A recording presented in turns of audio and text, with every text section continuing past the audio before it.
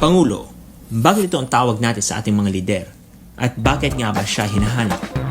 Ayon sa etimolohiya ng mga salita, ito ay organiko at biyolohikal na sistema ng ating pamumuhay.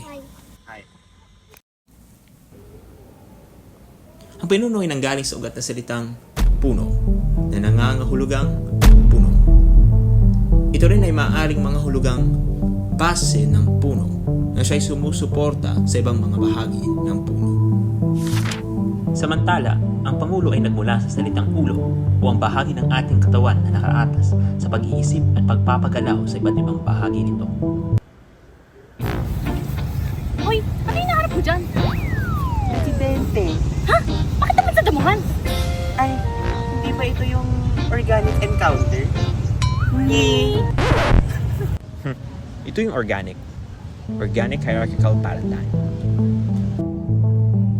Ito ay isang paradigm mula kay Remigio Agpalo, isang Pilipinong mananaliksik sa akampang politika na nagsasabing inahahalin tulad ng masa at elite ang lipunan sa isang organismong mayroong mga antas.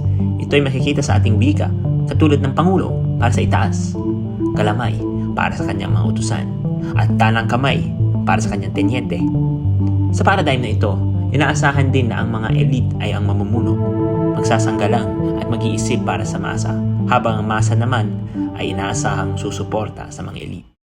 Pangulo, what's 3.14 plus 15? Ha? Ba't ako? Eh kasi di ba dapat ikaw yung nag-iisip para sa akin? Sige, 3.14 plus 15 equals... hydrogen. Ha? Kung sila ang may kakayahang magpasya para sa bayan, sila rin inaasahang makaramdam at magparamdam sa panahon ng krisis o sakuna. Ika nga, ang sakit ng kaligtingan ay damdam ng buong katawan. Kinakailangan tulungan ng ulo ang buong katawan tungo sa kalusugan at kaginhawaan.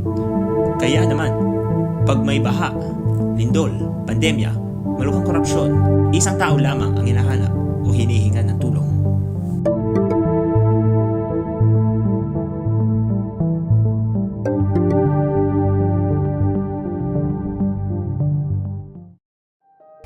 Uy, ulo, nagkakasakit na ako.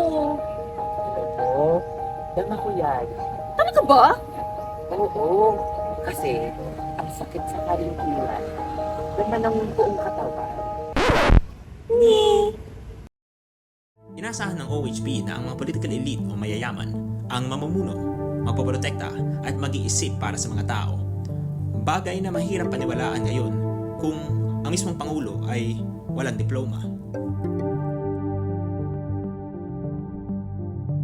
Inaasahan naman na ang tao ay sumuporta sa political elite dahil sa symbiotic at paternal relationship ng dalawa. Ganito kaya ang pananaw ng ating mga kasama? Yes, tama. Definitely. Opo, kasi ang trabaho po talaga ng Pinoy ay mamuno. Opo, kasi responsibilidad din po nila bilang presidente. Bakit? Recently po, yung corruption na issue, yung mga other political and social issues, so parang hindi po nila natutugunan ng maayos. After those issues and those incidents, I feel like I've lost hope for our president na talaga. Tinatawag na symbiotic o win-win situation ang relationship ng dalawa sapagkat mayroong nakukuha ang mass at elite mula sa isa't isa.